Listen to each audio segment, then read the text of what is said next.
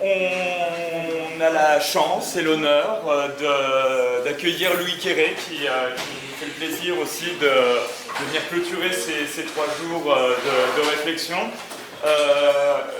Louis va nous parler de confiance, un concept qu'il a vraiment contribué à faire utiliser dans les sciences sociales. Je vous ai parlé régulièrement de lui pendant les 2 jours parce que je tiens à lui rendre hommage là-dessus. Vraiment, moi, tout ce qui a formé les premiers cours, les premiers bricolages pour essayer de faire face aux fausses informations qui ont donné ensuite lieu à cette école, je le vois, c'est dans ces textes que j'ai trouvé, donc je suis vraiment honoré de le recevoir. Encore une fois, merci. On parlait tout à l'heure, c'est quoi être critique? Je pense que c'est aider à comprendre le monde et puis aider à agir dessus. Je pense que c'est un bel exemple de recherche qui permettent de faire ça.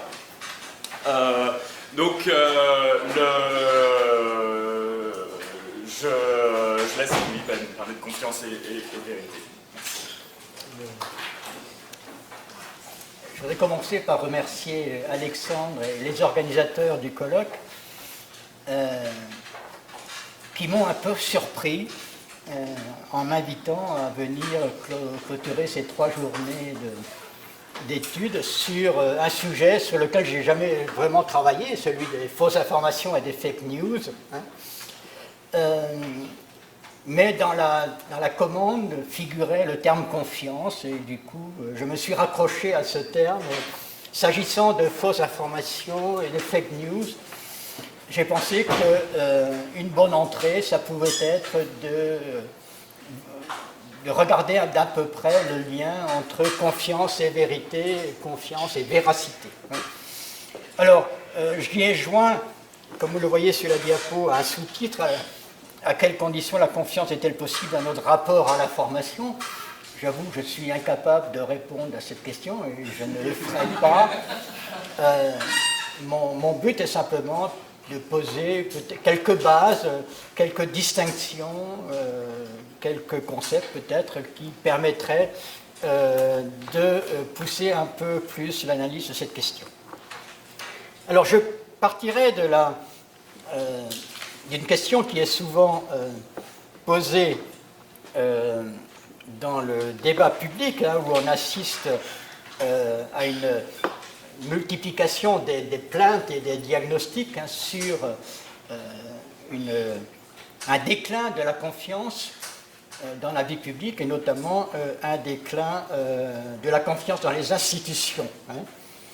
Alors, si un tel déclin était avéré, il faudrait en chercher les causes sociales, car la confiance est une production sociale, comme l'avait fait remarquer très tôt Hegel dans ses principes de philosophie du droit. Donc je vous ai mis là une citation de Hegel qui nous rappelle effectivement à quel point la confiance est créée par un certain type d'institution et d'organisation de la vie sociale. L'habitude nous rend aveugles à la base de notre existence sociale. Il ne vient pas à l'idée de quelqu'un qui marche la nuit dans la rue en toute sécurité qu'il pourrait en être autrement. Et cette habitude de sécurité est devenue une seconde nature, comme toute habitude d'ailleurs, et nous nous arrêtons guère pour nous rendre compte que c'est là seulement l'effet d'institutions particulières.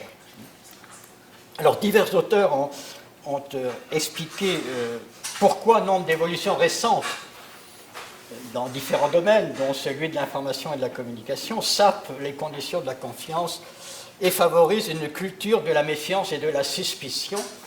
Je me référerai beaucoup, et donc, notamment de la confiance dans les institutions, puisque dans l'étude de la confiance, il y a des études qui sont consacrées à la confiance interpersonnelle, d'autres à la confiance entre les organisations, d'autres à la confiance dans les institutions, et ce n'est pas exactement les mêmes phénomènes. Et dans cette idée de culture de la suspicion, je ferai référence à un livre qui m'avait beaucoup stimulé lorsqu'il était paru, d'une philosophe anglaise, Honora O'Neill, dans des conférences qu'elle avait faites à la BBC. et qui ont été publiés, je crois, en 2002, sauf erreur, sous le titre A Question of Trust. Et donc, la confiance déclinerait notamment parce que, à l'ère de la post-vérité ou des fake news, nous deviendrions indifférents aux valeurs de la vérité et de la véracité et perdrions le sens du fait. Perdre le sens du fait serait oublier que les faits dûment établis ont une dimension d'obligation et de soumission et qui sont les mêmes pour tout le monde. Donc je reviendrai sur cette histoire, sur cette question de la dimension d'obligation des faits.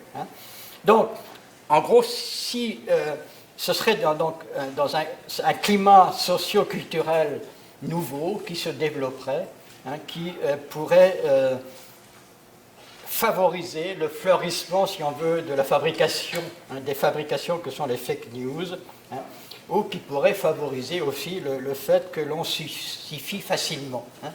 Et donc, pour un sociologue, parce que je suis rattaché essentiellement à cette discipline, la question c'est d'essayer de comprendre en quoi consiste ce nouveau climat socio-culturel et qu'est-ce qui le provoque.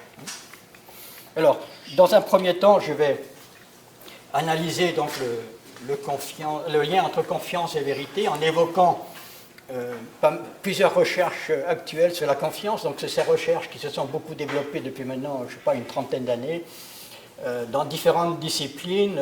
Ça va de l'économie de la gestion à la psychologie, en passant par la philosophie, et bien sûr par la sociologie.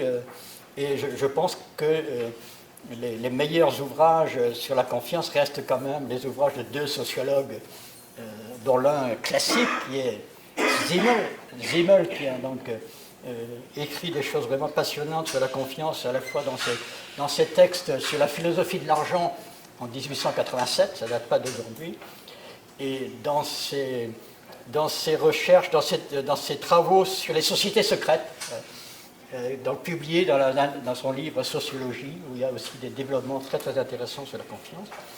Et l'autre auteur vraiment qui se situe dans cette continuité de Simmel, c'est un autre Allemand, c'est Luhmann, Niklas Luhmann. Avant qu'il ne développe sa théorie des systèmes, Luhmann, en gros son premier livre, écrit en 1963, c'est un livre sur la confiance, il a été traduit en 2007, sauf erreur, en français. Il s'appelle La confiance. C'est un livre que je vous incite à lire parce qu'il est vraiment très stimulant. Ensuite, j'essaierai d'expliquer pourquoi les évolutions contemporaines sont susceptibles de développer un climat plus favorable à la suspicion et à la méfiance qu'à la confiance. Et je me demanderai enfin si un tel climat est vraiment dommageable pour le fonctionnement social et l'exercice de la démocratie, parce que certains, comme je vais l'expliquer, pensent que la confiance n'est pas nécessaire à la vie sociale, et qu'on peut très bien se débrouiller avec une généralisation de la méfiance. Alors, le premier point, donc l'interdépendance entre confiance et vérité. Alors, le lien entre confiance et vérité apparaît presque évident d'un point de vue de sens commun, puisque chacun sait que le menteur n'est pas digne de confiance. Il n'est pas digne de confiance parce qu'on ne peut pas prendre au sérieux ses allégations, ses motivations et ses engagements. Alors, le menteur n'est pas quelqu'un qui se trompe, c'est pas quelqu'un qui fait erreur. Ça, je crois que Serge a bien pointé ça dans son papier. Il y a dans les fausses, il y a des fausses informations qui relèvent de l'erreur, et il y a des fausses informations qui relèvent, disons, du mensonge et de la tromperie. Et donc, je reprends le terme de Goffman, elles sont étayées par un processus de fabrication. Donc, le menteur, c'est quelqu'un qui dit délibérément ce qu'il sait être faux avec l'intention de tromper le destinataire, de manipuler ses croyances et d'exploiter sa crédulité et sa vulnérabilité. D'un point de vue donc, de sens commun, n'est digne de confiance que celui sur qui on sait pouvoir compter pour agir d'une certaine façon, dès lors qu'il a dit qu'il le ferait ou qu'il vous a conduit à penser qu'il le ferait. Et il n'est digne de confiance que celui dont on a toute raison de penser non seulement qu'il tiendra ses engagements, mais aussi que son orientation personnelle entretient un rapport à la vérité, et là je cite Luhmann, et notamment qu'il adopte une attitude qui est celle de la véracité. L'attitude de la véracité, c'est l'attitude qui consiste à essayer de dire ce qui est vrai ou d'être exact dans ce qu'on dit. Donc le souci de chercher et de dire ce qui est vrai. Alors, d'un point de vue sociologique, on peut noter que si la véracité est une valeur sociale, comme la fiabilité, d'une part, elles ne sont pas des valeurs sociales de façon isolée, elles le sont dans un certain contexte, dans un certain environnement éthique et psychologique, notamment en relation avec d'autres valeurs et en relation avec un certain type de sentiments ou d'émotions, par exemple le sens de l'honneur, le souci de la réputation, le respect de la parole donnée, l'évitement de la honte ou la crainte du discrédit. Donc ça c'est pour ce qui est de l'environnement éthique et psychologique, si on veut, dont font partie la véracité et la fiabilité comme valeurs sociales.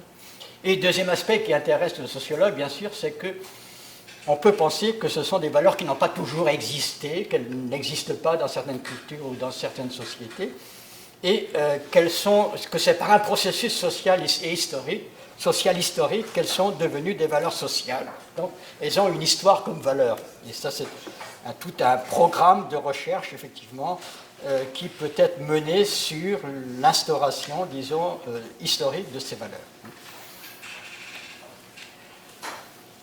Alors, juste un point que j'ai évoqué tout à l'heure, sur le caractère contraignant de la vérité, qui est quelque chose qui peut être surprenant. Je vous invite à regarder d'abord la deuxième citation, donc de nouveau une citation de Niklas Luhmann, qui souligne que la confiance n'est possible en général que là où la vérité est possible, que là où les hommes peuvent s'entendre sur une même chose, à caractère contraignant pour les tiers. Alors la problématique de la confiance de Luhmann est une problématique de... En gros, l'idée de Luhmann, c'est que la confiance est un mécanisme de réduction de la complexité sociale. En fait, l'idée de complexité sociale, ça veut dire simplement que nous sommes toujours en partie incertains sur le comportement futur de ceux avec qui nous entrons en interaction. Et que donc la confiance est un moyen de traiter cette incertitude, non pas par, je reviendrai tout à l'heure, par une multiplication des informations, mais par une sorte d'assurance que l'on se donne, effectivement, que disons qu'on ne sera pas trompé, si on veut, par le comportement de l'autre. Et donc, c'est pour ça qu'il dit que la vérité ne peut contribuer à réduire la complexité, et cela parce que chacun peut supposer que l'orientation de l'autre entretient un rapport à la vérité. C'est-à-dire que parce qu'elle permet, si on veut, dans les interactions, de supposer que l'autre est contraint par la même chose que soi, est contraint par les mêmes vérités rationnelles ou les vérités factuelles, c'est une distinction que fait Hannah Arendt, justement, dont j'ai mis la citation au début. Une vérité rationnelle, c'est 2 fois 2 font 4.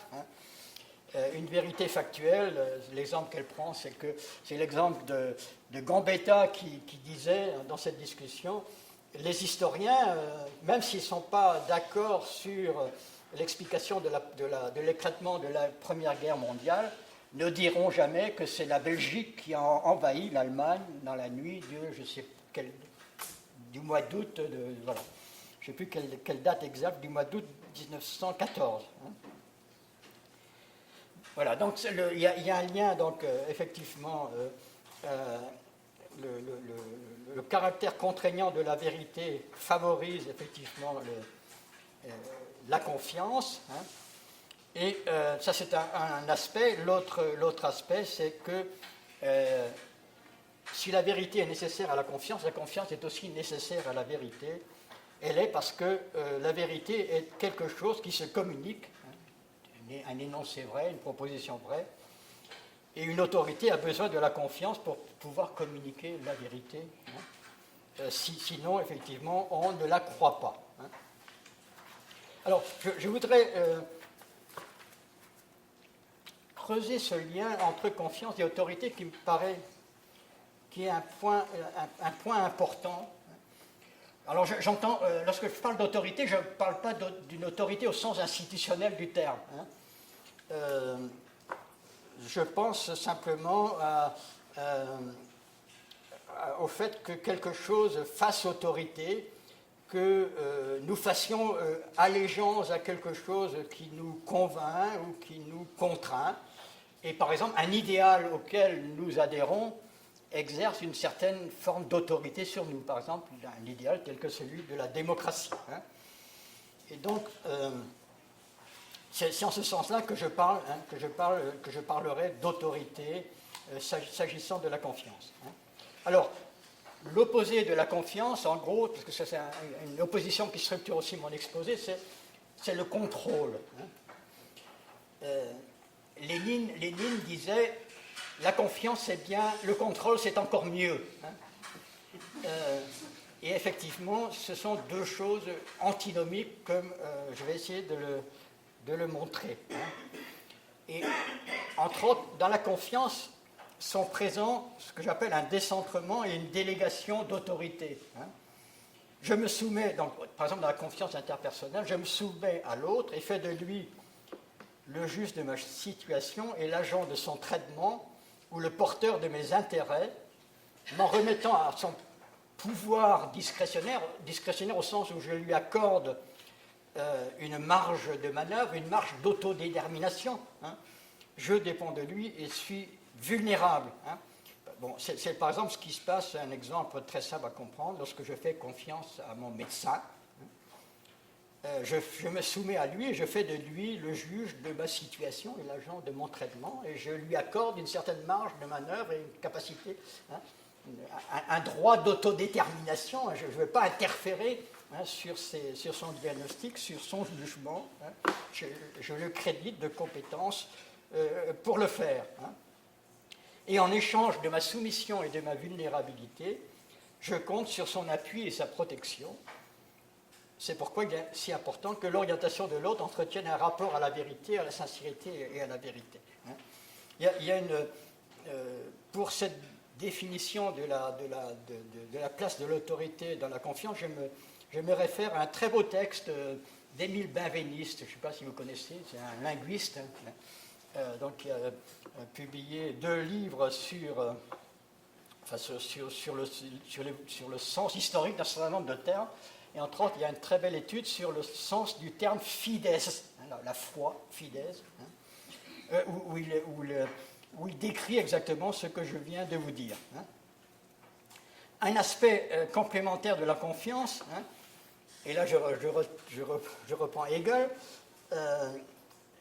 c'est ce que Russell Hardin, qui était un des grands spécialistes de la confiance actuellement en sciences politiques, c'est un politicien, pas un politicien, un spécialiste de sciences politiques, donc, qui anime toute une école actuellement de recherche sur la confiance.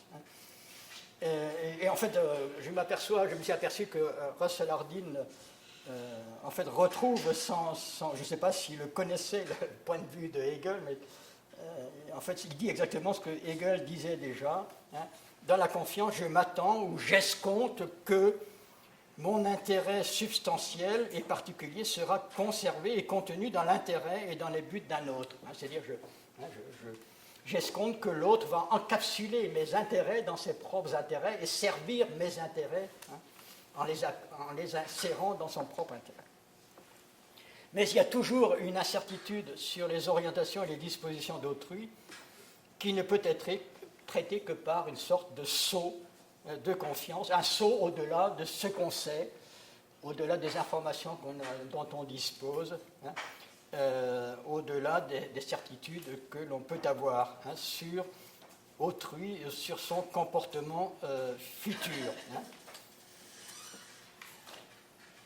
Alors, du coup, je me suis demandé effectivement que se passe-t-il lorsqu'il n'y a plus cette, disons, une reconnaissance d'autorité, notamment non plus dans la, non plus par exemple dans la relation médecin-patient ou dans les relations interpersonnelles, mais lorsqu'il n'y a plus de reconnaissance d'autorité culturelle dans la vie sociale, d'autorité accordée au journalisme, aux médias, à la science, etc. Alors, effectivement, ce qu'on constate dans ce cas-là, c'est que le pouvoir règne seul, et toutes les croyances, y compris les plus extravagantes, ont le champ libre pour se développer.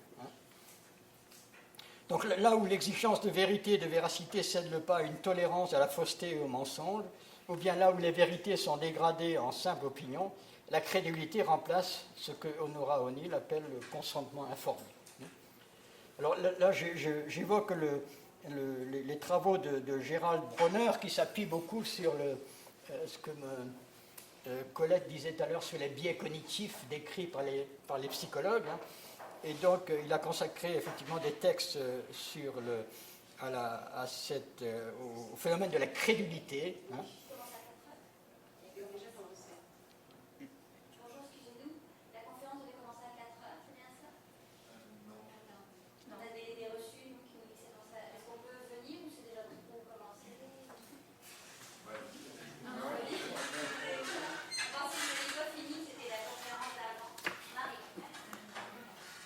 On attend, là. Bah, je finis juste cette diapo. Mais... Désolé, on cumule mes informations à défaut de ce soit. Voilà. Il y a beaucoup de rumeurs qui circulent. Voilà, c'est ça. Donc, le crédule prétend savoir tout en se méfiant radicalement des institutions dotées d'autorité culturelle, qu'il s'agisse de médias, de sciences, etc. Et il assoit sa prétention à savoir sur la suspicion à leur égard, et donc n'a que faire de la complexité et des exigences de la recherche de la vérité.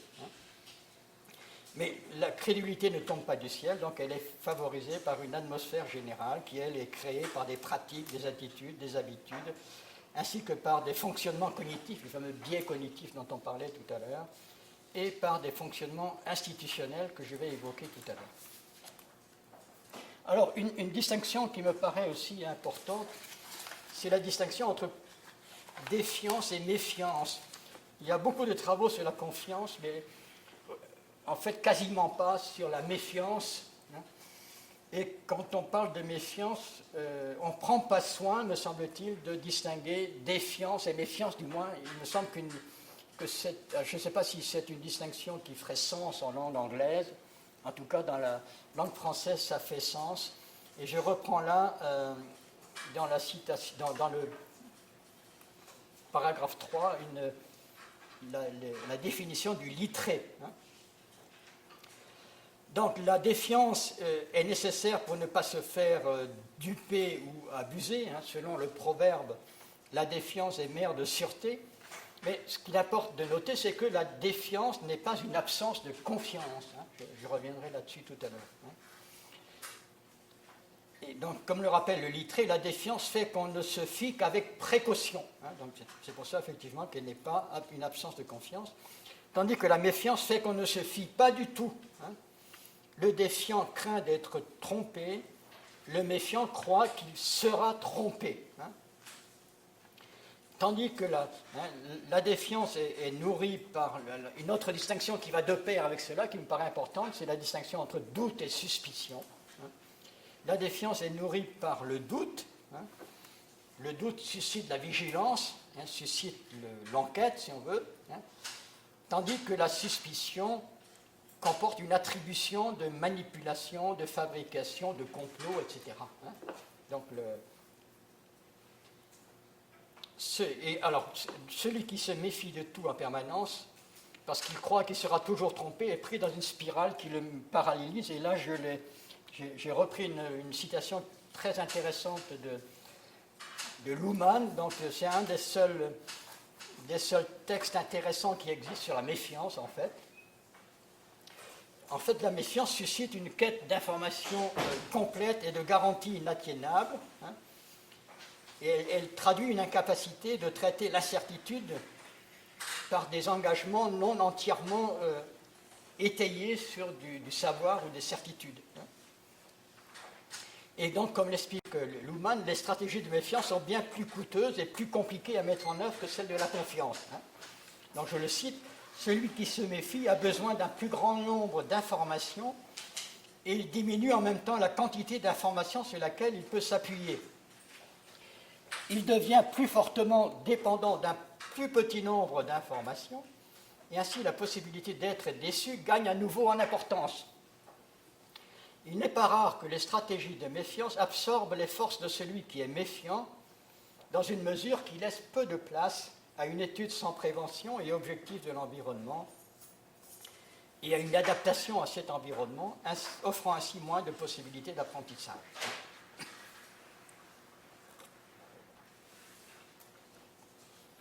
Alors pour ce qui est de la défiance, on peut remarquer que dans les sociétés libérales, la défiance a été conçue comme un paravent, ou une protection plutôt contre la tyrannie. La défiance à l'égard du pouvoir politique et des institutions est considérée comme un garde-fou contre la tyrannie. C'est-à-dire qu'il est essentiel pour éviter la tyrannie, l'arbitraire, la corruption, l'injustice, que l'exercice du pouvoir soit soumis à une exigence de publicité, inspirée par la défiance et non pas par la méfiance. Et dans les États démocratiques, la défiance est institutionnalisée dans toute une série de dispositifs et de pratiques qui tentent d'assurer la publicité de l'exercice du pouvoir, qui, lui, disons, viserait plutôt l'opacité et chercherait à se préserver de la publicité. Et donc, on peut dire que la véracité publique est une exigence de la démocratie, mais elle demande à être constamment imposée aux détenteurs du pouvoir. Alors, je voudrais aussi introduire encore une autre distinction, et après, je passerai à mon second point, qui est sur, je veux dire, deux formes de confiance. En fait, je constate que beaucoup de recherches, des recherches actuelles sur la confiance,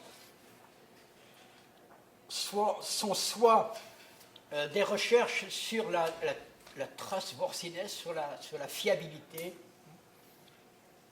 soit des recherches, en définitive, sur la méfiance, enfin, qui partent de l'idée, en fait, que la méfiance est première, et que la confiance est seconde et serait une sorte, disons, de dépassement d'une méfiance qui est première. Et il en est ainsi parce que beaucoup de recherches, dont celle de Luhmann d'ailleurs, mais aussi de Hardin et toutes ces personnes, raisonnent en termes de risques et de possibilités. C'est-à-dire, effectivement, faire confiance serait ne pas tenir compte de certains risques ou de certaines possibilités dans le comportement futur d'autrui. Or, envisager, si on veut, de tels risques et possibilités dans le comportement d'autrui, c'est en fait déjà se méfier. Donc, c'est un jeune philosophe finlandais qui a attiré mon attention là-dessus. Nous ne nous méfions pas d'une personne parce que nous considérons certaines choses possibles de sa part. Au contraire, le fait que nous considérions certaines choses possibles de sa part est déjà une expression de notre méfiance. Par exemple, donc j'ai mis l'exemple, si j'invite un ami à la maison, je cours objectivement le risque qu'il me vole quelque chose, une pièce de mon argenterie si j'ai de l'argenterie. Et lui faire confiance serait ne pas tenir compte plus ou moins délibérément de cette possibilité. Mais envisager une telle possibilité de sa part, c'est déjà adopter une attitude de méfiance à son égard. Si je juge hypothétiquement mon hôte capable de ce genre de forfait, c'est que fondamentalement, je me méfie de lui. Et donc, faire confiance serait donc être indifférent à des possibilités et taire la méfiance qui est sous-jacente à la considération de telles possibilités. Donc, voilà, c'est ce qui me fait dire que, en raisonnant en termes de faire abstraction de risques et de possibilités, la plupart des recherches actuelles sur la confiance partent de l'idée que la méfiance est première. Or, je crois que c'est complètement faux. C'est faux parce que dans notre manière de nous rapporter aux choses et aux autres, il en est une en particulier qui n'a rien, qui n'a rien à voir avec la méfiance, et aussi qui n'a rien à voir avec la vérité, parce que elle ne laisse pas de place au doute, elle ne laisse pas de place à l'enquête. Et j'appelle ça, si on veut, la confiance immédiate. La confiance immédiate qui est la modalité première de notre expérience ordinaire. Elle caractérise une manière spontanée d'agir et de se comporter. C'est le mode irréfléchi de nos interactions, qui a un fondement biologique, c'est-à-dire sur des impulsions naturelles, et sociales, c'est-à-dire les habitudes, ou les coutumes, les habitudes formées à travers l'éducation, ou les coutumes d'un milieu social et culturel. Donc cette confiance immédiate consiste à se fier sans hésiter, sans réfléchir. Et là, j'emprunte beaucoup au petit livre de Wittgenstein qu'il a publié à la fin, qui a été publié à la fin de sa vie, de la certitude. Où Wittgenstein disait par exemple, lorsque je vais me lever, je ne commence pas par vérifier que j'ai encore 2 pieds. Donc il y a une attitude spontanée qui est de se fier, où je ne vérifie pas que le sol a disparu devant moi. Donc voilà, cette confiance immédiate se manifeste dans une spontanéité, celle par exemple qui est présente dans notre saisie directe des choses. Et là l'exemple est aussi de Wittgenstein, par exemple dans la manière dont je saisis la serviette de toilette quand je sors de ma douche. Et dit Wittgenstein, cette prise directe correspond à une assurance, pas à un savoir. On n'est pas dans le domaine du savoir, là. On est dans le domaine d'une forme de certitude tout à fait particulière. Il appelle ça une assurance. Et donc cette assurance est une affaire d'attitude. Et donc là je reprends une citation. Je veux dire, ce n'est pas que l'homme sur certains points sache la vérité avec une certitude complète. Non, la certitude complète est seulement affaire d'attitude. Et qui dit affaire d'attitude dit certitude complète dans l'action et dit aussi disposition. On a beaucoup parlé de compétences hier, mais ça implique aussi la disposition d'un savoir-faire et qui a notamment une dimension corporelle. Et alors, un aspect important, c'est que cette confiance immédiate n'est pas vécue comme une confiance, elle ne devient telle que lorsqu'elle a disparu ou que l'on a pris conscience après coup qu'elle était là. Et c'est en ce sens, on peut dire que la confiance, lorsqu'elle devient objet de conscience, est toujours posthume. C'est-à-dire, c'est après coup qu'on se rend compte que cette confiance était là et qu'elle se manifeste en acte comme absence d'hésitation. Alors évidemment, ça a une pertinence par rapport au thème que nous avons discuté depuis 3 jours, parce que cette confiance immédiate peut bien sûr nous jouer de mauvais tours, et que effectivement, que l'on puisse se fier à de fausses informations n'est pas du tout si exceptionnel, puisque effectivement ça relève d'un mode irréfléchi, du mode irréfléchi de nos interactions avec les choses, avec les événements, avec les personnes, d'où la nécessité effectivement d'un autre mode de confiance, qu'on peut appeler la confiance réfléchie, et qui est celle dont parlent la plupart des écrits sur la confiance. Et elle n'a pas le caractère instinctif et immédiat de la confiance immédiate. Simmel dit qu'elle est une conclusion inductive, c'est-à-dire la conclusion d'un raisonnement.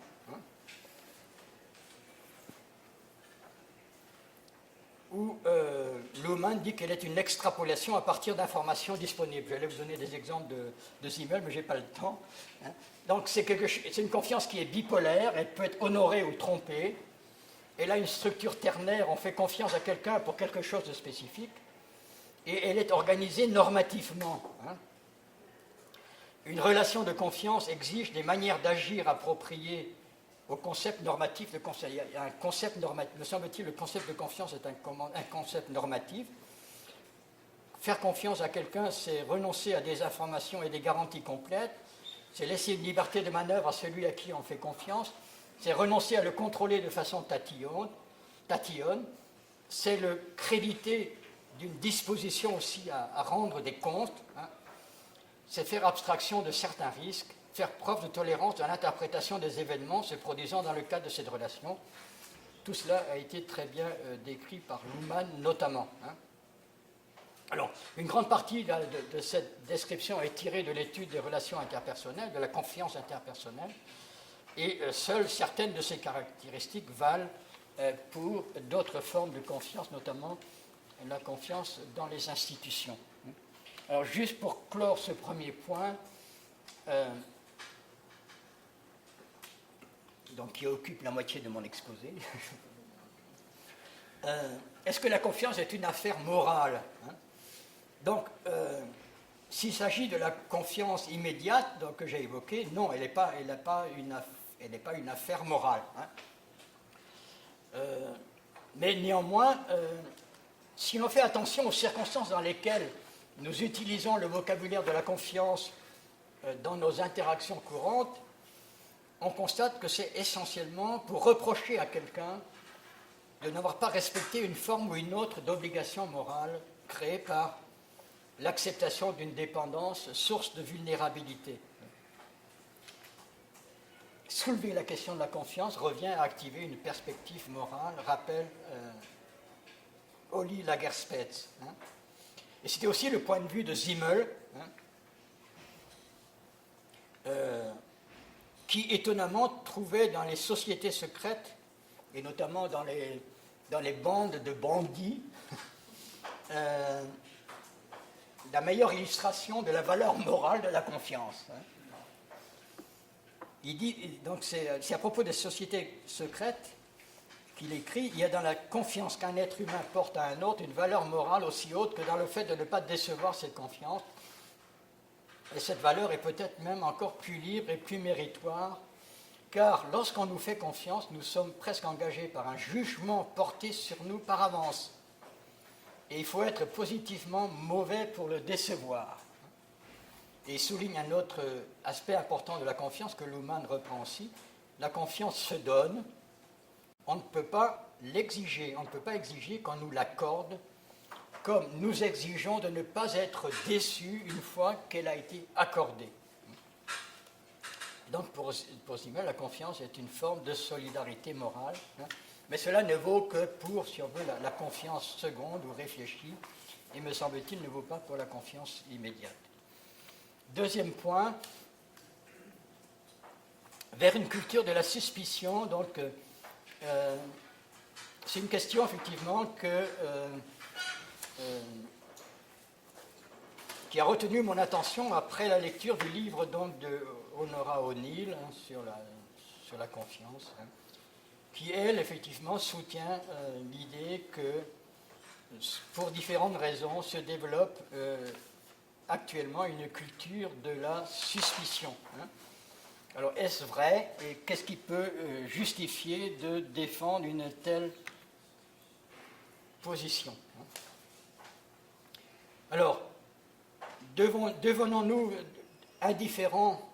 Est-ce qu'effectivement cette culture de la suspicion se développe parce que nous deviendrons indifférents à la vérité et à la véracité? Je pense que ça a été dit d'ailleurs dans les journées précédentes. Les informations dépourvues d'éléments vérifiables, la désinformation délibérée, les rumeurs et la propagande ont existé de tout temps. Elles correspondent à des processus donc, de fabrication de diverses sortes. Donc, cette idée de fabrication permet de différencier des fausses informations qui sont dues à l'erreur ou à l'inattention ou des choses comme ça, des informations qui sont dues à une fabrication visant à tromper le destinataire du message. Alors, on peut évoquer quelques diagnostics qu'on peut glaner aussi bien dans les journaux que dans les textes des chercheurs ou des philosophes,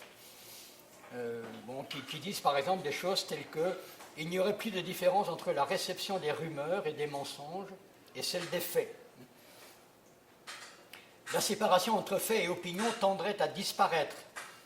Aujourd'hui, les gens se méfient beaucoup de ce qui est présenté comme fait, notamment si les faits en question ne concordent pas avec leur propre vue. Ça, c'est un constat qu'on retrouve souvent.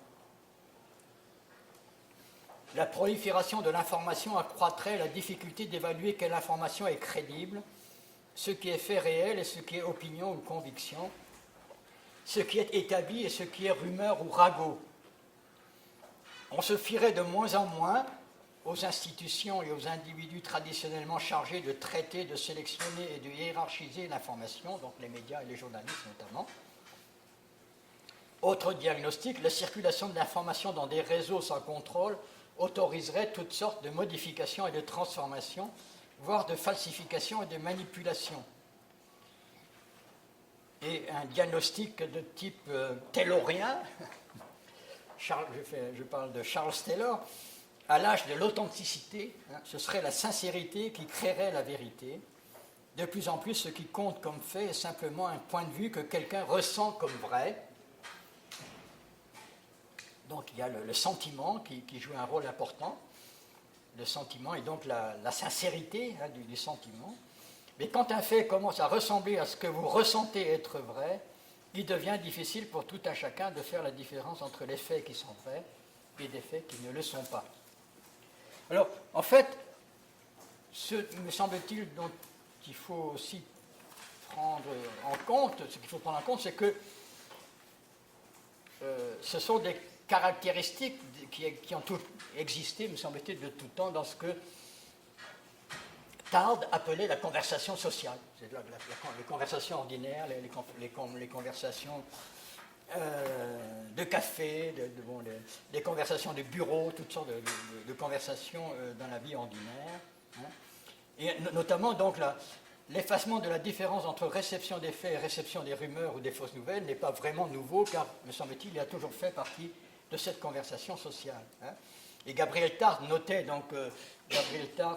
c'était au tout début du XXe siècle, dans l'opinion et la foule, avec une très grande pertinence, il suffit d'une plume pour mettre en mouvement des millions de langues. Et on peut dire la même chose de la rumeur. Une des caractéristiques de la rumeur, c'est que ça fait parler. Et aux yeux de Tarde, des conversations sociales où se mélangent donc information, ragot, rumeur, éventuellement propagande, sont le moyen privilégié par lequel se forme l'opinion publique, en fait.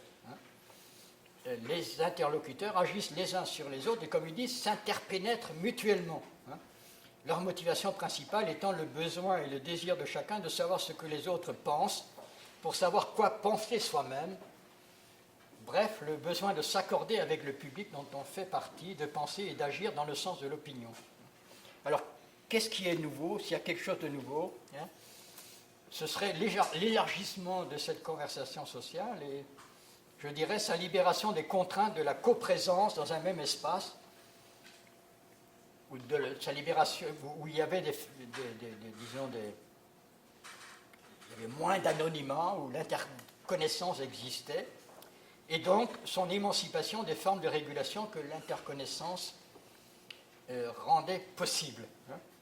On peut y ajouter l'accroissement de la différence entre la vitesse de propagation des informations dépourvues d'éléments vérifiables et celle des informations vérifiées, tout simplement parce que vérifier une information, ça prend un peu plus de temps.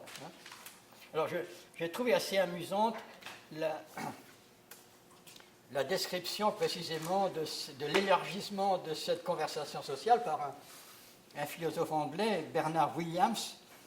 Je ne me rappelle plus à quelle date il écrivait ça, mais c'était avant le développement, il connaissait Internet, mais c'était avant le développement des réseaux sociaux. Il dit Internet paraît devoir créer pour la première fois ce que McLuhan prophétisait comme conséquence de la télévision, c'est-à-dire un village planétaire. Sans doute offre-t-il quelques sources d'informations fiables à ceux qui en ont besoin et qui savent ce qu'ils cherchent. Mais en même temps, il nourrit ce qui fait l'occupation principale des villages, le cancan. Il construit une prolifération de forums consacrés à un échange libre et déstructuré de messages pleins de propos, de fantaisie et de supputation qui sont amusants, superstitieux, scandaleux ou mal intentionnés. Les chances que beaucoup de ces messages soient vrais sont faibles et la probabilité que le système aide quelqu'un à repérer ce qui serait vrai est encore plus faible. Dans le même temps, le caractère mondial de ces conversations fait que la situation est pire que dans un village où au moins on pouvait rencontrer et peut-être se trouver obligé d'écouter des personnes qui avaient des croyances et des obsessions différentes. Internet donne une plus grande faculté à des bataillons d'extrémistes auparavant isolés de se trouver et de se parler uniquement entre eux. Bon. Alors, donc ça, ce sont les différents diagnostics qui expliquerait, si on veut, l'émergence d'une culture, disons, qui provoquerait, si on veut, le déclin de la confiance et provoquerait l'émergence d'une culture de la suspicion. Mais il me semble qu'il faut prendre en considération 3 autres facteurs, à partir du moment où je pars de l'idée, effectivement, que tout ça sont des productions sociales, donc sont des productions de fonctionnements sociaux, hein, et pas seulement de fonctionnement cognitif individuel. Il me semble qu'il y a 3 phénomènes qu'on peut prendre en considération. Le premier étant l'idéologie ou l'obsession de la transparence. Le deuxième étant, donc là je m'appuie sur O'Neill, la nouvelle accountabilité publique. Et la troisième étant ce qu'on peut appeler la production culturelle de l'ignorance. Alors, le premier, l'idéologie et l'obsession de la transparence. Pour moi, cet intérêt pour effectivement cette obsession de la transparence repose sur deux arrière-plans. Parce que d'un côté, on peut se demander si le principe de publicité, disons, de l'exercice du pouvoir politique qui avait été défini au temps des Lumières, notamment par Kant, ne s'est pas dégradé ou n'a pas dérapé, et ne se serait pas transformé précisément en obsession de la transparence. Le contexte est connu effectivement de cet intérêt pour la transparence et de cet appel à la transparence dans différents domaines, et notamment dans tout ce qui est lutte contre la corruption, contre l'opacité des institutions, etc. Un autre domaine où manifestement cette idéologie a pris corps, c'est bien Internet, où là effectivement j'ai glané quelques déclarations en ce sens, donc entre autres d'un dénommé David Weinberger, qui effectivement soutient l'idée que désormais on sort d'une ère où des institutions opaques, que sont les médias traditionnels, rassemblent secrètement des informations sur d'autres institutions opaques et leurs secrets pas très propres, le gouvernement, les administrations, les services publics, les grandes entreprises, et que désormais, donc, on a la possibilité, si on veut, d'assurer autrement, donc de contrer, si on veut, cette opacité en instaurant plus de transparence. Donc il dit, nous voulons la transparence, nous en avons besoin, nous pouvons l'avoir et nous l'attendons. La transparence place à l'intérieur du compte-rendu lui-même une manière pour nous de voir quelles présuppositions et quelles valeurs peuvent l'avoir informé. Alors donc c'est pas seulement par rapport effectivement à cette déviation du principe de publicité que Kant avait, j'y reviendrai tout à l'heure si j'ai le temps, que Kant avait défini par rapport au contrôle de l'exercice du pouvoir politique, mais c'est aussi par rapport au thème de la confiance, parce que je suis persuadé que confiance et transparence ne font pas bon ménage, et ça c'est un point que Simmel avait bien perçu. Il dit, si je sais tout sur quelqu'un, je n'ai plus aucune raison de lui faire confiance.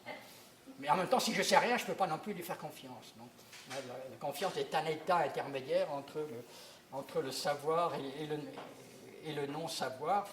Et donc, du coup, effectivement, la quête de transparence serait plutôt liée à un désir de contrôle,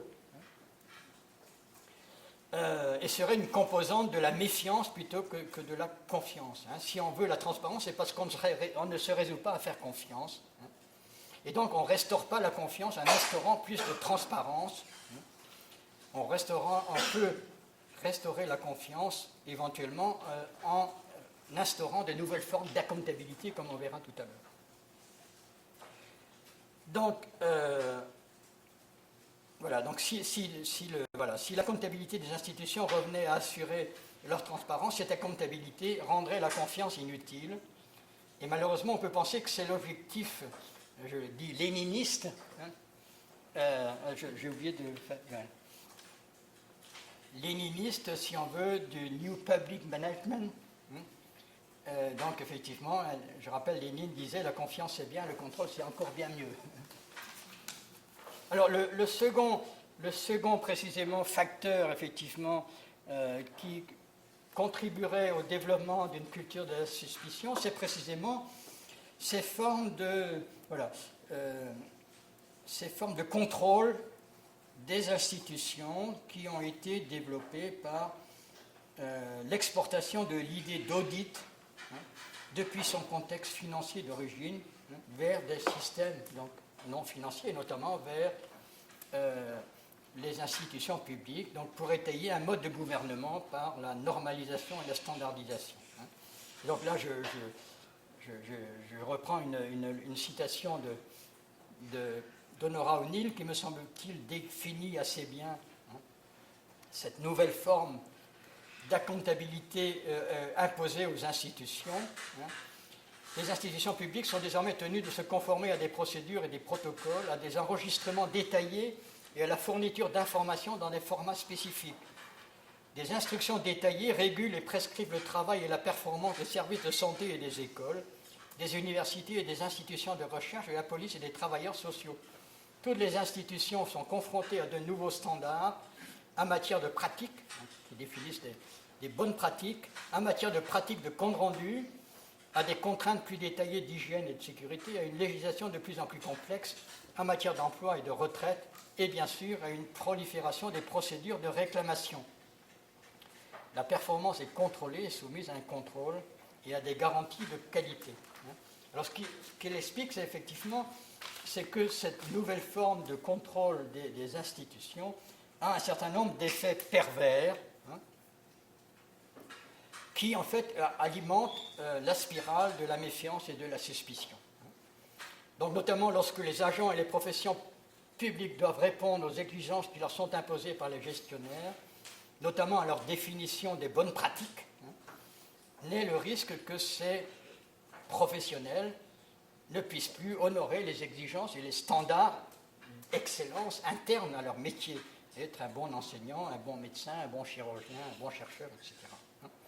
Deuxième effet pervers, les nouveaux standards de performance entravant la qualité et la fluidité des performances réelles, cela suscite et nourrit les récriminations et la méfiance du public à l'égard des professions et des institutions concernées.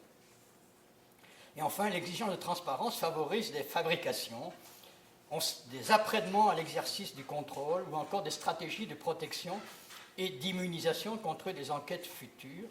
Et ainsi, elle aboutit en fin de compte à produire de nouvelles formes d'opacité, qui nourrit effectivement la spirale de la méfiance et de la suspicion. Et le dernier facteur, c'est la production culturelle de l'ignorance. C'est aussi, me semble-t-il, un nouveau thème de recherche.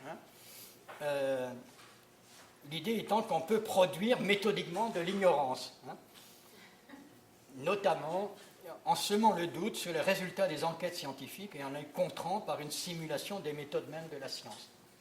C'est ce qu'ont fait régulièrement différents groupes industriels, les industriels du tabac pour contrer ce que la recherche disait sur les effets nocifs du tabac, l'industrie pétrolière pour alimenter le climato-scepticisme, l'industrie chimique pour convaincre de l'innocuité des pesticides, et on pourrait allonger la liste.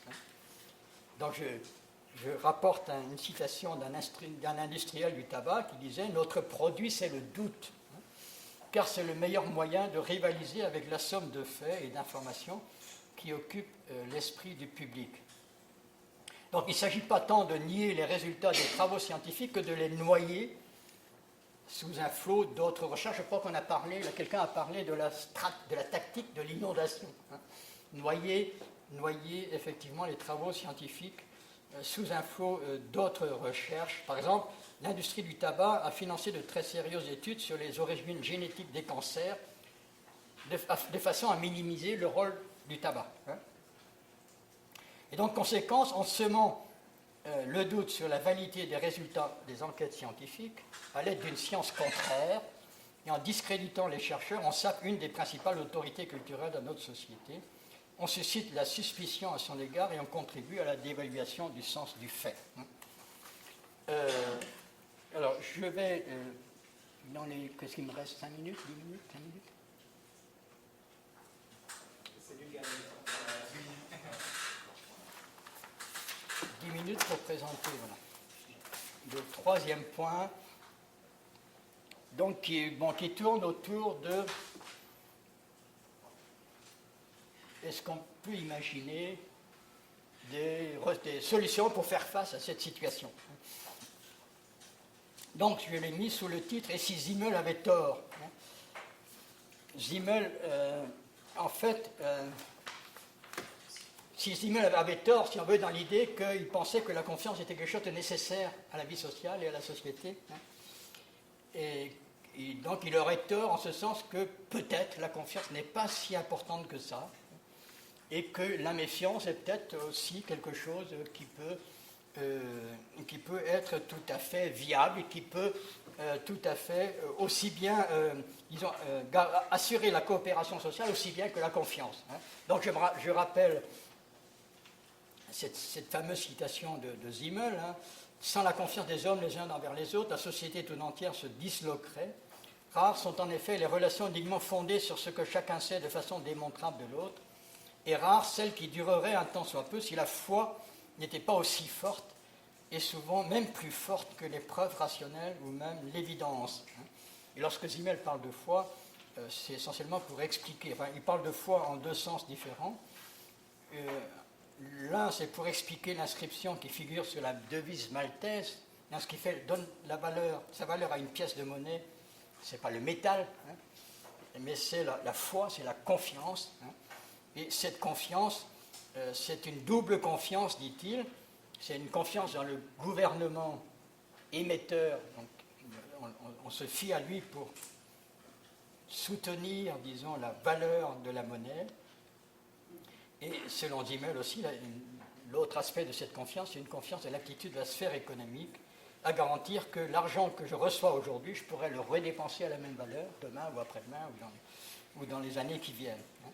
Donc ça, c'est un type de foi. Et il y a un autre type de foi qui l'intéresse, qui prévaut dans la confiance interpersonnelle, c'est la foi qui est évoquée lorsqu'on dit quand on croit, que l'on croit en quelqu'un. Hein, que l'on croit en quelqu'un, et donc c'est pas du tout le même type de confiance. Hein, et Simmel le définit hein, en ces termes: le moi s'abandonne à toute sécurité, sans résistance, à la représentation qu'il a de l'autre, représentation qui se développe à partir de raisons invocables et qui cependant ne la constitue pas. C'est-à-dire l'idée, c'est que croire en quelqu'un, c'est faire un saut au-delà de ce qu'on sait de lui, de ce qu'on sait de sa réputation, etc. Et c'est faire un saut au-delà de toutes les garanties que l'on peut avoir hein, concernant son comportement futur. Alors justement, si je pose cette question, Simmel avait-il tort hein, de penser que la confiance était essentielle à la vie sociale et que la société se désintégrerait sans la confiance des hommes les uns dans les autres? C'est parce que certains pensent que la confiance n'est pas si nécessaire que cela à la coopération sociale. Et tout à l'heure, j'ai évoqué Russell Hardin. Hein, et Russell Hardin et ses collègues soutiennent que l'on surestime largement le rôle de la confiance aux dépens de celui d'institutions efficaces et fiables. Hein. Ils considèrent même que la méfiance est souvent plus justifiée et qu'il vaut mieux s'intéresser à elle plutôt qu'à la confiance. Hein. Donc je les cite, hein, la méfiance et le manque de confiance ne sont pas en général dévastateurs pour nos vies, Ils sont habituellement l'appréciation correcte des compétences et des motivations des autres, et ils nous aident donc à négocier notre chemin dans nos efforts pour coopérer avec eux et nous fier à eux quand agir ainsi sert notre intérêt. Alors, je ne vais pas développer la critique de ce point de vue, donc qui me semble-t-il a le défaut de ne pas différencier, comme je l'ai proposé tout à l'heure, défiance et méfiance. La défiance n'est pas incompatible avec la confiance. Hein. Et d'autre part, donc, je l'ai dit, la défiance n'exclut pas la confiance. Hein.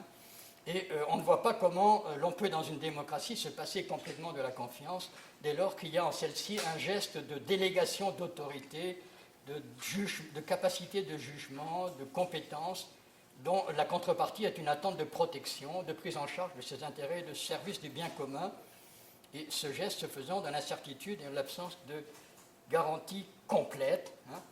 Et donc, en fait, Hardin et ses collègues font grand cas de la méfiance institutionnalisée dans les sociétés libérales, hein, et notamment par la tradition républicaine. Hein. Et donc, effectivement, ils en tirent la conclusion, effectivement, que la confiance est aussi importante, que la méfiance est aussi importante et peut-être plus importante que la confiance. Hein. Alors, comment faire pour que cette délégation et cette soumission soient protégées de la tyrannie? Hein. Et donc, je voudrais, pour terminer, évoquer 3 solutions possibles. Hein. L'une normative, l'autre technologique, l'autre j'ai mis éducationnel. Attendez, je suis allé trop loin. Voilà. Mais ce n'est pas le bon terme et je voudrais corriger rapidement. Alors, la solution normative, c'est celle effectivement proposée par Honora O'Neill, hein, qui est une kantienne, donc qui est une élève de John Rawls, hein, et donc qui cherche, dans la tradition kantienne, à moraliser la vie publique, hein, par ce qu'elle appelle une accountabilité intelligente des institutions. Hein. Et donc, je donne dans la diapo suivante la définition qu'elle donne de cette accountabilité intelligente. Hein. Donc, c'est celle des institutions, du pouvoir politique, etc., hein, qui requiert plus d'attention à une bonne gouvernance et moins de fantasmes au sujet d'un contrôle social. Une bonne gouvernance n'est possible que si les institutions disposent d'une certaine marge de manœuvre pour se donner la forme d'autodétermination qui convient à leurs tâches particulières, dans le cadre d'un rendre des comptes sur le plan financier ou d'autres plans. On n'améliore pas ce rendre des comptes en le standardisant complètement ou en multipliant incessamment les détails. Et puisque ce dont il faut rendre compte n'est pas facile à mesurer, on ne peut pas le réduire à un ensemble d'indicateurs de performance. Ceux qui sont appelés à rendre des comptes devraient rendre compte de ce qu'ils ont fait de leurs succès et de leurs échecs à d'autres qui ont suffisamment de temps et d'expérience pour évaluer les preuves et rapporter sur elles. Donc c'est une définition qui concerne et qui s'applique essentiellement aux institutions publiques, hein, et en particulier dans sa perspective aux médias classiques. Hein. Maintenant, il faudrait voir comment cela pourrait s'appliquer aux médias numériques qui ont beaucoup retenu notre attention depuis 3 jours. Hein. Et là-dessus, effectivement, il n'est pas facile de voir comment, effectivement, on pourrait appliquer, effectivement, cette forme d'accountabilité intelligente. Je ne rentre pas dans la discussion, dans la critique, hein, de l'argument d'O'Neill, moi qui m'intéresse, parce qu'il reprend il est fondé sur cette antinomie qui me paraît importante entre confiance et contrôle, et elle met l'accent aussi sur la délégation de pouvoir et d'autorité qui est inhérente à la confiance lorsqu'elle parle effectivement d'accorder aux institutions la marge de manœuvre qui leur permet effectivement de réaliser leurs tâches particulières selon leur logique propre. Hein. Bon, il y a différentes critiques qu'on peut lui opposer. Bon, je l'ai fait dans la version écrite de mon papier, donc, mais éventuellement on peut revenir dans la discussion. Une des objections qu'on peut y faire, c'est que donc c'est toujours l'idée de moraliser la vie publique par des normes et par des lois. Bon, c'est pas inutile parce que ça permet de fixer des limites et de sanctionner des infractions, mais en même temps, c'est souvent inefficace parce que s'il y a un domaine où l'imagination créatrice fonctionne, c'est bien dans le contournement des normes et des lois. Une deuxième solution, c'est la solution technologique, dont on a aussi beaucoup parlé ces derniers jours. Elle a attiré mon attention parce qu'en France, ces derniers jours, ces dernières semaines, on a parlé de l'opportunité d'adopter une loi sur les fausses informations.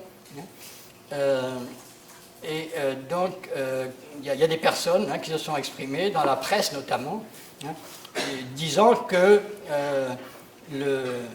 on pouvait, si on veut, que ce n'est pas par la loi qu'on pouvait régler ce problème, mais qu'il y avait des solutions technologiques, et que notamment les recherches actuelles en sciences des données seraient en train de mettre au point des algorithmes et des logiciels de fact-checking permettant de détecter automatiquement les mensonges, notamment dans le discours politique. Et là, j'ai mis une citation d'une personne, effectivement, qui s'est exprimée sur ce sujet. Si Internet a propagé les fake news, nul doute qu'un algorithme porte en lui la promesse de la transparence, garant d'une confiance retrouvée dans notre rapport à l'information. Contrairement à la loi, l'innovation et la recherche pour de la vérification des faits, comme l'automatisation en temps réel, généreront un nouveau rapport à l'information et au discours politique.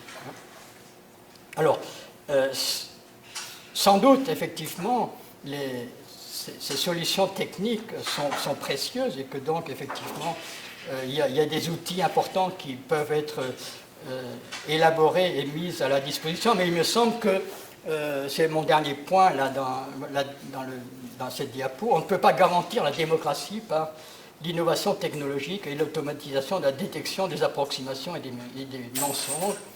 On ne peut pas transférer à la technique, qui n'est qu'un moyen, ce qui est à la charge du public, des citoyens et des médiateurs.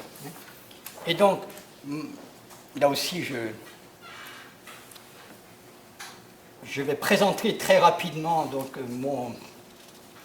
le point de vue que je préfère, la solution donc, qui me semble la plus intéressante à développer.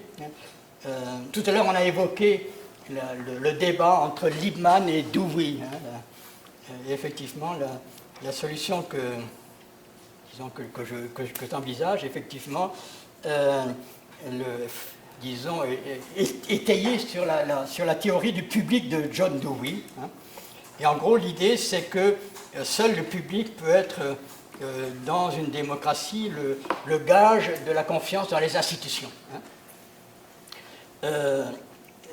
La problématique des gages de confiance est une problématique qui a été développée en économie, disons en termes de dispositifs de confiance, c'est-à-dire comment, par exemple, assurer qu'en m'engageant dans un échange économique, je ne vais pas me faire avoir. Et donc, il y a toute une série de dispositifs qui permettent effectivement de s'assurer contre ces résultats indésirables. Et donc, il y a des dispositifs qui permettent effectivement de s'engager dans des échanges économiques avec une certaine confiance. Donc, c'est des dispositifs tels que la réputation, tels que les labels, enfin, il y a toutes sortes de dispositifs qui ont été imaginés en économie justement comme gage de confiance. Et donc l'idée, c'est que dans la vie publique, et s'agissant de la confiance publique, seul le public peut être, si on veut, le point d'appui dans la confiance du public, de la confiance dans les institutions de la vie publique. Le problème est cependant que ce public n'existe pas d'emblée. Il doit se découvrir et s'organiser à travers la problématisation publique par des collectifs de décisions, d'actions ou d'événements. problématisation qui se fait au regard, si on veut, de leur impact sur les exigences de la vie commune, sur les exigences d'un vivre ensemble. Et cela suppose, et je conclurai là-dessus, le développement d'une culture de l'enquête, hein, pour contrer une culture de la suspicion. Hein. Alors, l'idée de culture de l'enquête est inspirée directement de la philosophie pragmatiste qu'on a évoquée tout à l'heure. Hein. En fait, l'idée d'enquête, c'est l'idée de recherche. Hein. Et c'est l'idée surtout de suivre une méthode particulière dans la fixation des croyances, des valeurs, etc. Hein. Et l'endroit où cette méthode a été le mieux développée jusqu'à présent, c'est la science. Hein. Et donc, effectivement, c'est une méthode de fixation des croyances, hein, qui s'oppose à une autre méthode qui est celle de l'autorité, qui endoctrine les gens, hein, à celle de la ténacité, où l'on croit ce qu'on croit déjà, hein, ou à la méthode a priori, où on choisit la croyance la plus agréable. Ça, c'est une typologie des méthodes de fixation des croyances qui a été proposée par Peirce. Hein. Et en gros, donc effectivement, cette culture de l'enquête doit reposer sur le développement d'un certain type d'attitude personnelle, hein, consistant à maintenir la croyance en suspens, à douter jusqu'à l'obtention d'une preuve suffisante, à douter comme il faut, hein, parce qu'il y a des manières de douter qui ne sont pas correctes. Hein, et éduquer à l'enquête, c'est apprendre à douter comme il faut, hein, parce qu'il y a des doutes qui ne mènent à rien, et on ne peut pas non plus douter de tout. Hein, tout doute prend appui sur des choses qu'on ne remet pas en question. Hein. Et le doute, effectivement, c'est autre chose que la suspicion. C'est aussi une attitude qui consiste à aller dans la direction pointée par l'épreuve, au lieu de faire prévaloir une conclusion préférée personnellement, à utiliser les idées comme hypothèses à tester plutôt que comme des dogmes à affirmer. Et donc cette attitude se concrétise dans des habitudes, donc, qui sont à la fois des dispositions, des manières générales de se comporter et des savoir-faire, ce qui fait qu'effectivement qu'elle a une dimension éthique qui se traduit par l'adoption d'une certaine ligne de conduite dans les relations aux autres. Pas d'affirmation sans preuve, pas d'injure ni d'attaque personnelle, pas de disqualification a priori de l'interlocuteur. Voilà, donc l'idée, voilà, c'est de voir si on peut concrétiser davantage cette perspective, mais je crois que ce que vous avez dit et apporté dans les différents débats de ces 2 journées donne, disons, corps, si on veut, et donne des pistes, effectivement, pour concrétiser, si on veut, cette perspective. Hein. Mais là-dessus, je rappellerai simplement un point de vue, un point sur lequel quelqu'un comme John Dewey mettait l'accent. Hein. Il ne sert à rien de transformer les habitudes personnelles, de changer les dispositions personnelles, si on ne change pas en même temps l'environnement. Et si on ne change pas en même temps les usages, les coutumes, les arrangements sociaux, les institutions, etc. Et on ne peut pas changer l'environnement si on ne dispose pas de connaissances pour le faire. Hein. D'où l'importance, effectivement, hein,